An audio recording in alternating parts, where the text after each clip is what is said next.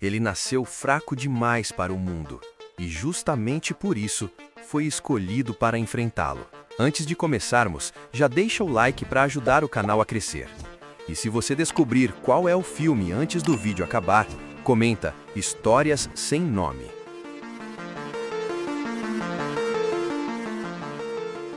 Desde muito cedo, ele aprendeu uma verdade desconfortável. O mundo não recompensa intenção, recompensa resultado. E resultado quase sempre vinha acompanhado de força, resistência e presença física. Três coisas que ele não tinha. Seu corpo parecia sempre atrasado em relação à própria coragem. Enquanto outros corriam sem pensar, ele precisava calcular cada passo. Enquanto outros gritavam, ele lutava para manter o ar nos pulmões. Mesmo assim, ele nunca se escondeu, nunca aceitou o papel de espectador. Cada vez que o mundo o empurrava para fora, ele dava um jeito de voltar. Não por teimosia vazia, mas por convicção. Ele acreditava que fazer a coisa certa não era privilégio dos fortes, era dever de todos. Só que o mundo não pensava assim. Sempre que tentava se juntar a algo maior, algo que exigia resistência física, o resultado era o mesmo. Testes interrompidos, avaliações rápidas, um silêncio constrangedor seguido de rejeição. Não havia raiva nesses olhares, apenas certeza. Para eles, ele era um risco, um problema em potencial, alguém que morreria rápido demais para valer o esforço. Talvez estivessem certos. Seu corpo falhava em tarefas simples. Um empurrão o derrubava, uma escada o deixava sem fôlego. Mas havia algo que ele se recusava a perder: a escolha de tentar. Ele não queria ser admirado, não queria ser lembrado. Ele só não queria viver sabendo que ficou parado enquanto outros decidiram o destino de todos. Enquanto isso, o mundo caminhava para algo muito maior do que disputas comuns. Um conflito global se formava, alimentado por ambição, medo e experimentos conduzidos longe de qualquer limite ético. Ciência e poder se misturavam de forma perigosa. Algo estava sendo desenvolvido nas sombras, algo que não se contentaria em vencer batalhas, queria impor uma nova ordem. Pessoas comuns não sabiam, continuavam suas rotinas, mas quem estava por dentro entendia. Aquela guerra não seria decidida apenas por números ou estratégia. Havia forças sendo despertadas que poderiam desequilibrar tudo. É nesse cenário que alguém observa aquele jovem franzino com atenção diferente. Não vê fraqueza, vê estabilidade. Vê alguém que apanha e volta, que cai e se levanta, que entra em brigas sabendo que vai perder apenas porque alguém precisa dizer não. Para esse observador, isso valia mais do que músculos. Surge então uma proposta que muda tudo. Um procedimento experimental, arriscado, criado às pressas por causa da guerra. Não havia garantias, nenhuma promessa real de sobrevivência, apenas a possibilidade de amplificar o que já existia ali dentro. A decisão é simples e brutal: continuar invisível ou arriscar a própria vida por algo maior do que ele mesmo. Ele aceita, sem hesitar. O processo não é bonito, não é rápido, não é confortável. Quando termina, o corpo que emerge não é apenas maior, é funcional, resistente, capaz. Mas a verdadeira transformação não está nos músculos, está no fato de que agora o mundo não consegue mais ignorá-lo. Onde antes havia pena, agora existe expectativa. Onde antes havia rejeição, agora existe interesse. Mas ele continua sendo a mesma pessoa. Não se torna agressivo, não se torna arrogante. Continua protegendo quem não consegue se proteger.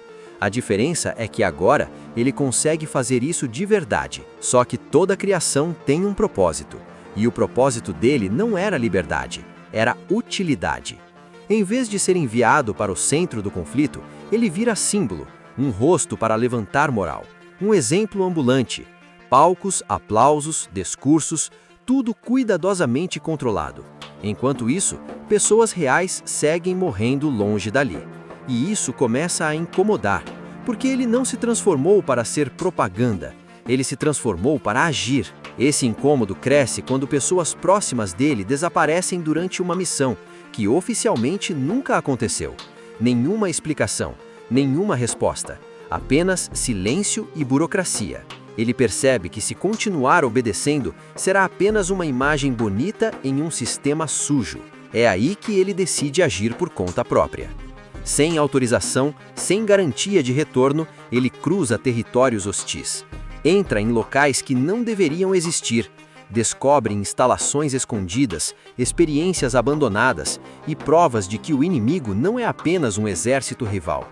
É uma ideologia sustentada por um recurso raro, poderoso e instável.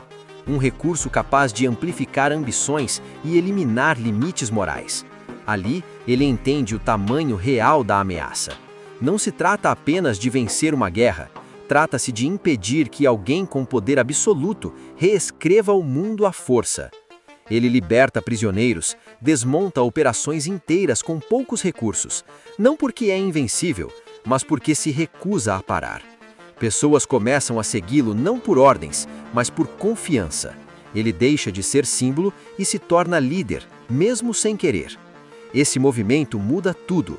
Para os inimigos, ele vira obstáculo prioritário. Para os aliados, um risco imprevisível, porque ele não joga conforme o manual. Ele questiona decisões, improvisa, escolhe pessoas acima de estatísticas. Isso traz vitórias importantes, mas cobra um preço alto. As missões ficam mais perigosas, as perdas mais pesadas. Cada avanço exige sacrifícios maiores, e quanto mais perto ele chega do centro da ameaça, mais claro fica que o antagonista não é apenas poderoso, é convicto. Acredita que evolução justifica qualquer custo, que o mundo precisa ser forçado a melhorar, mesmo que milhões sofram para isso. O confronto entre eles não é apenas físico, é ideológico. Um acredita em controle absoluto, o outro em escolha individual. Um vê pessoas como peças descartáveis, o outro como responsabilidade. Por um momento, parece que tudo está funcionando, estratégias dão certo, o grupo está unido, o inimigo recua, mas há um detalhe silencioso que não passa despercebido. O outro lado sempre parece antecipar os movimentos, como se aquela guerra fosse maior do que qualquer plano visível. E então, toda a sensação de segurança desaparece. Planos falham, aliados caem, o risco se torna global. A ameaça não está mais distante, está prestes a atingir tudo.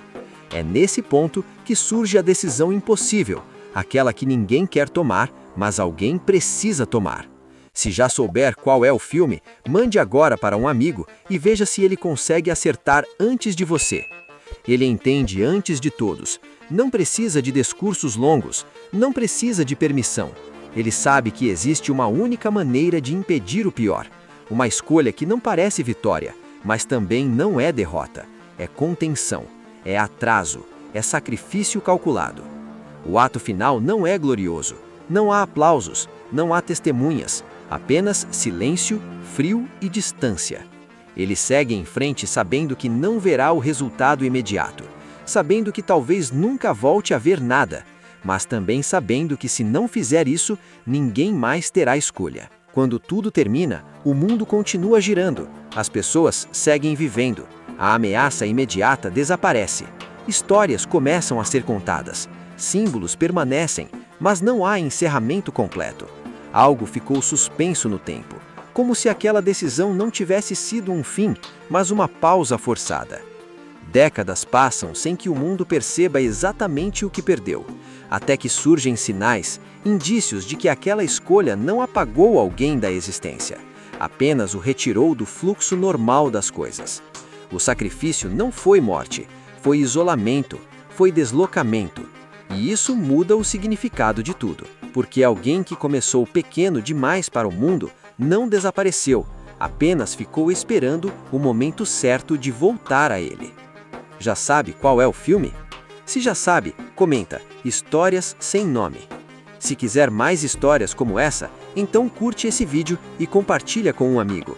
Inscreva-se no canal para que nossos vídeos cheguem até você. Um grande abraço e até o próximo vídeo. Desafios como esse você só encontra aqui, no Histórias Sem Nome.